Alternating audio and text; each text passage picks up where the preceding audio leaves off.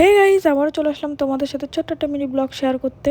তো সকালবেলা উঠেই আমরা রুমে সব কিছু গুছিয়ে বেরিয়ে পড়লাম এয়ারপোর্টে যাওয়ার জন্য। এয়ারপোর্টটা পাশে ছিল বলে ওর জন্য কোনো অসুবিধাই হয়নি আমাদের এয়ারপোর্টে পৌঁছাতে। বাড়ি যাবি? বাড়িতে আজকে যেতেই হবে, অনেক ঘুরে ফেললাম। তো এখানে আমাদের বোর্ডিং পাসও কমপ্লিট হয়ে গেছিলো।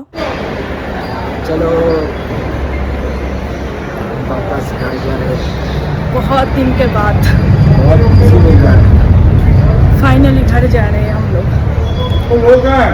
তো এইখানে খুব চিন্তায়ও ছিলাম যে কালকের মতন আবার ফ্লাইটটা ক্যান্সেল না হয়ে যায়। তো না, আচ্ছা আর ফ্লাইট ক্যান্সেল হয়নি, আমরা ফাইনালি ফ্লাইটে উঠে গেলাম, তোমরা দেখতেই পাচ্ছ।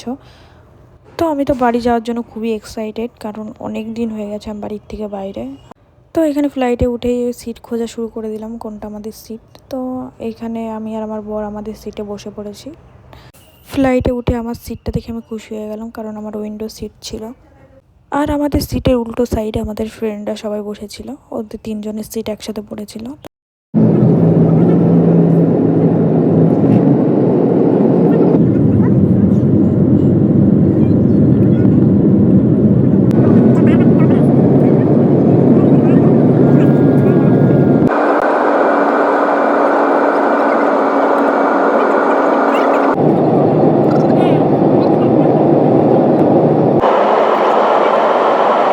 তো এখানে আমি খুবই বোর হয়ে যাচ্ছিলাম, কারণ আমার আর এক জায়গায় বসে থাকতে ভালো লাগছিল না।